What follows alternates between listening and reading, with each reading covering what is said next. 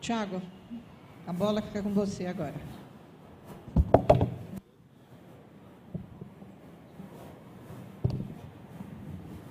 Boa tarde, agora sim. Bem, a minha faceta do Lobato não vai ser infantil. A minha escolha é por um Lobato que escreve para adultos. Mas esse encontro pelo Lobato que escreve para adultos também se deu via literatura, poderia dizer literatura infantil.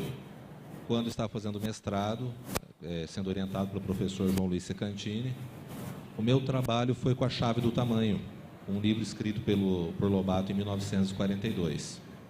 E na Chave do Tamanho, logo no início, o que dá inclusive o mote da história, é a chegada de um jornal no sítio do Pica-Pau Amarelo, que deixa a Dona Benta muito triste com as notícias sobre a Primeira Guerra Mundial, aliás, sobre a Segunda Guerra.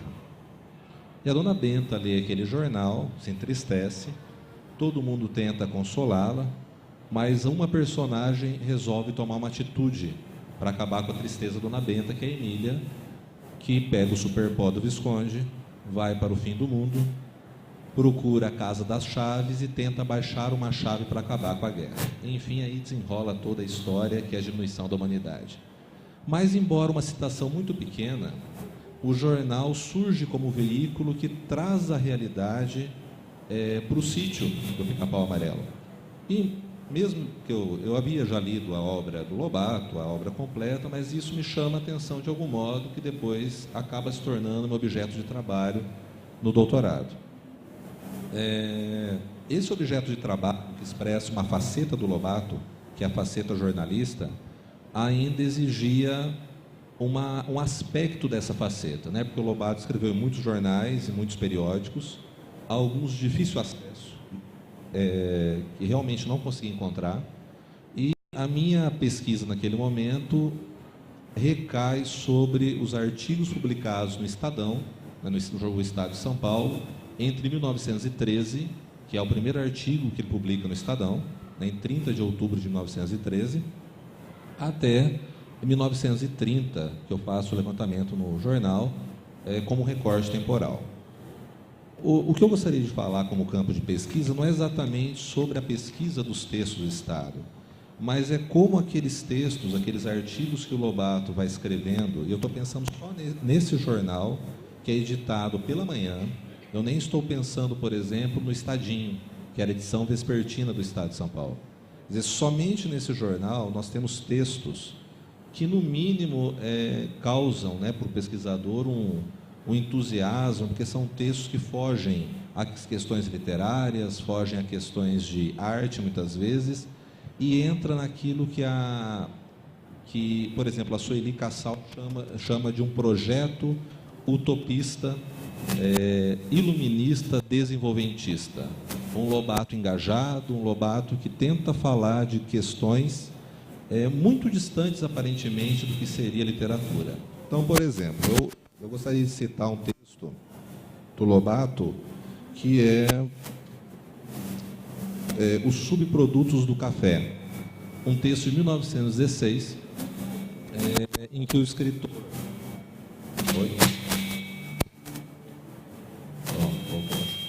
Em que o...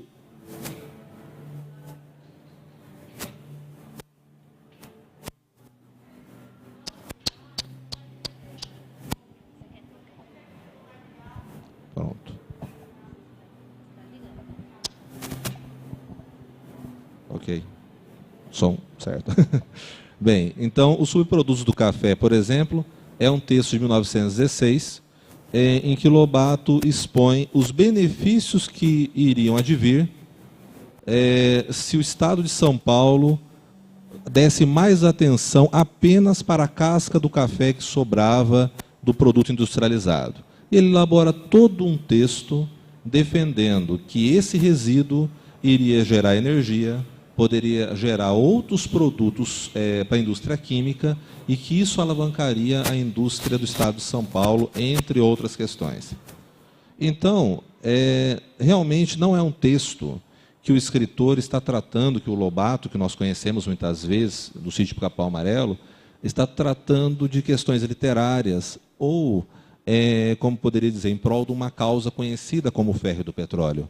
Mas ele está se interessando por algo que um especialista hoje possivelmente escreveria no jornal. Isso me chama a atenção no Lobato também, porque ele não é químico, ele não é formado em nenhuma ciência química necessariamente, mas ele se debruça sobre um objeto, sobre uma pesquisa, defende essa pesquisa, divulga. Aí eu estou pensando nessa face do Lobato como um publicista, como um autor, como um intelectual que procura dar visibilidade para a ciência, porque acredita na ciência, e tenta nos convencer, e convencer aquele leitor dele, de que caberia investir em algo como o café. Igualmente me chama a atenção um texto também de 1916, que é um texto sobre as laranjas, né, que o Lobato vai falar, vai tratar da produção da laranja no estado de São Paulo, mas o ponto de vista, o aproveitamento integral da laranja. É um texto de 13 de dezembro de 1916, publicado na página 3 do estado de São Paulo. E o aproveitamento integral da laranja, ele bate numa questão muito interessante para quem mora no interior, que ele começa pela constatação de que qualquer quintal, mais pobre que seja, tem um pé de laranja. E que esse pé de laranja, para alguém que está passando fome, daria no mínimo para ter laranjas. Então, em cima desse raciocínio, aparentemente muito trivial, muito de subsistência, o Lobato desenvolve um raciocínio que se a laranja é uma fruta sem vergonha, que nasce em qualquer quintal, que qualquer um pode cultivar laranja, por que não transformar isso em algo industrial que tenha realmente um valor? E ele faz toda uma argumentação, do ponto de vista científico, do que a laranja pode trazer, dos benefícios dessa laranja e o que ela pode causar para o país. E um terceiro texto, só para completar aí um trio de textos que eu diria científicos, que foge às grandes conquistas, mas é uma grande conquista para o Lobato, é um texto publicado em janeiro. Então sai de dezembro e volta para janeiro. Em janeiro deste ano, ele havia publicado um texto chamado A Conquista do Nitrogênio, que é realmente falando que, naquele momento, os pesquisadores haviam descoberto que o nitrogênio exercia um papel fundamental na raiz das plantas, para que elas produzissem e a lavoura melhorasse.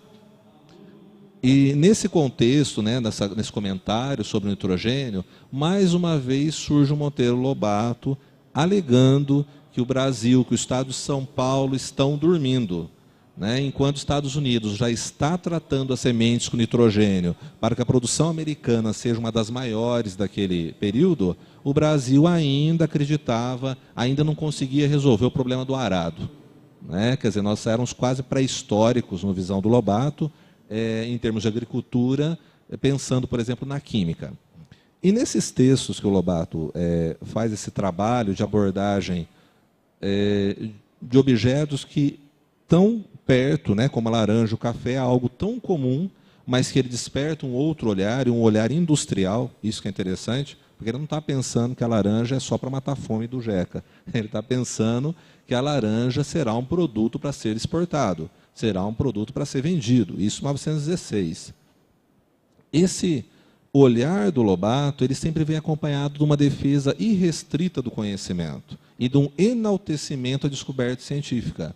Tanto que ele compara por diversas vezes, não só nesse artigo, mas em outros, que descobertas químicas, biológicas, científicas, são muito mais importantes que guerras e outros artefatos bélicos que o homem possa inventar, porque elas matam a fome, porque elas garantem divisas, porque elas garantiriam a economia do Brasil.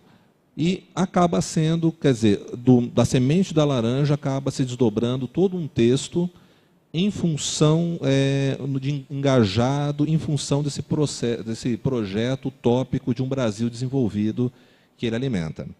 Como campo de pesquisa, né, para não me alongar muito nos textos, porque os artigos, como eu disse, eu acho que a gente acaba se apaixonando pelas diversas faces do escritor. E aí a gente sempre acha que, né, tem uma grande descoberta naquele outro conjunto da obra. Mas como campo de pesquisa, né, e aí eu estou lançando também essa questão para ser pensada, eu acredito que o Lobato nos dê muita coisa muitos temas que não estão exatamente restritos às letras ou ao campo da educação.